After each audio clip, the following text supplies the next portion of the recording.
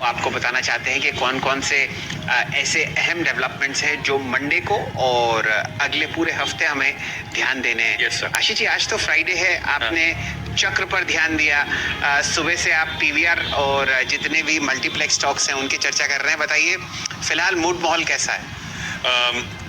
आप जब आ रहे थे मेरे पास तो मैं असल में एक वो देख रहा था, स्पाइसजेट का टीजर। जी, स्पाइसजेट आज से पुरानी दिल्ली का जो फेमस करीम रेस्टोरेंट है उसके साथ टाई अप कर डाला है उन्होंने जी।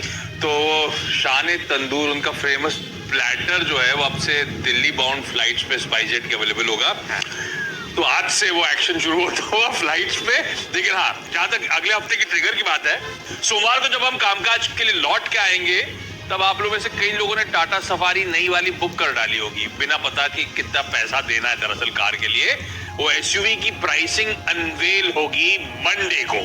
ट्यूसडे को एक और प्राइमरी मार्केट्स में एक्शन पिकअप होगा।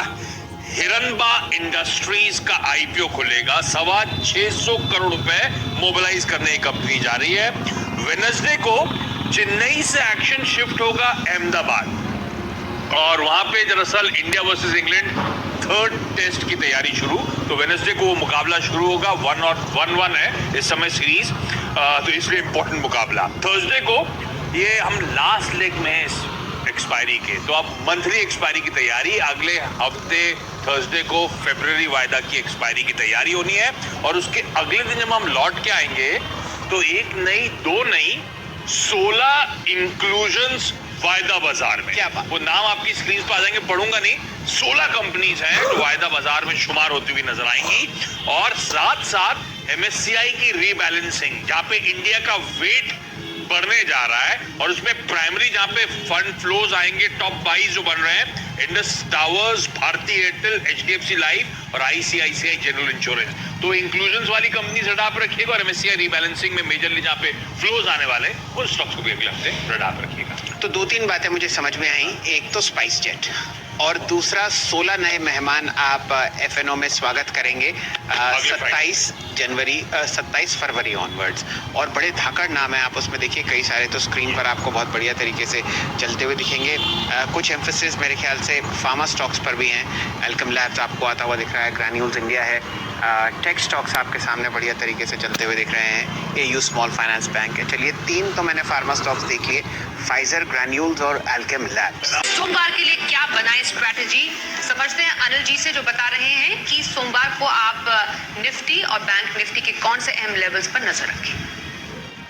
जहाँ तक सोमवार के बाजारों का सवाल है, जहाँ हम बंद हुए हैं ये मेक और ब्रेक लेवल है। अगर बाजारों में रिकवरी आनी है तो यही परफेक्ट लेवल है जहाँ से बाजार रिकवर होने चाहिए, और अगर फ्रेश कमजोरी बननी है और नीचे बाजारों को जाना है तब भी ये परफेक्ट लेवल, और ये लेवल है 14,975, 15,000 के आसपास निफ्टी के, जहाँ पर हम बंद हुए। अब अगर यहाँ से सोमवार को और कमजोरी बनती है, जो कि ग्लोबल मार्केट्स पर काफी कुछ निर्भर करेगा, हमारे बाजारों के बंद होने के वक्त डाउ फ्यूचर्स 50-60 पॉइंट नीचे थे, उसके मुताबिक अगर देखते हैं कि किस तरह से अमेरिका में कारोबार होता है, सोमवार को डाउ फ्यूचर्स कैसा ट्रेड करते हैं। अगर कमजोरी रही तो फिर नीचे के लिए 14,700 से 14,850 तक की रिस्क बाजार में खुलती हुई नजर आ सकती है, और अगर मजबूती बनी तो फिर से बाजार 14,250, 14,300 तक जाने की कोशिश कर सकते हैं। ये एक बड़ा मूव 250 से 300 पॉइंट का बाजार में ऊपर या नीचे की तरफ यहाँ से मेक और ब्रेक के तौर पर आ सकता है। जहां तक बैंक निफ्टी का सवाल है, 36,700, 36,750 के आसपास क्लोजिंग बेसिस पर एक मजबूत सपोर्ट है, उसे आज होल्ड करने की कोशिश की है। और अगर यहाँ से एक रिकवरी बनती है तो फिर 36,750, 36,900 तक की एक रिकवरी बन सकती है, और उस रिकवरी में आपको अपनी पोजीशन तेजी की थोड़ी हल्की करनी चाहिए। और एक बार 36,500 टूटने के बाद, माफ कीजिएगा, 35,500 टूटने के बाद बाजार में 1,000-1,200 पॉइंट की और कमजोरी बढ़ सकती है। तो इन लेवल्स पर आपको फोकस करना है। अगला हफ्ता इस लिहाज से भी अहम होगा कि फरवरी सीरीज की मंथली एक्सपायरी का हफ्ता है, और मंथली एक्सपायरी के हफ्ते में शुरुआत करने में पहले दिन हम अच्छी खासी कमजोरी के साथ अहम लेवल्स के आसपास बंद होते हुए दिखे, तो मेक और ब्रेक वाला ट्रेडिंग सेशन आपका मंडे को होगा। मंडे का बाजार ये डिसाइड करेगा कि क्या हम यहाँ से फ्रेश और बड़ी कमजोरी के लिए तैयार हो रहे हैं, या फिर एक रनिंग करेक्शन बाजार को जो मिला है उस करेक्शन के बाद हम फिर से ऊपर जा सकते हैं। ट्रिगर्स चूंकि अब हमारे लोकल मार्केट्स के कम है, आपके लिए रिजल्ट सीजन लगभग खत्म हो चुका है, पूरी तरह से ग्लोबल मार्केट्स और एफआईज का एक्शन, ये 2 ऐसे ट्रिगर्स हैं जो एक्सपायरी के हफ्ते में बाजार की दशा दिशा तय करेंगे अगले हफ्ते।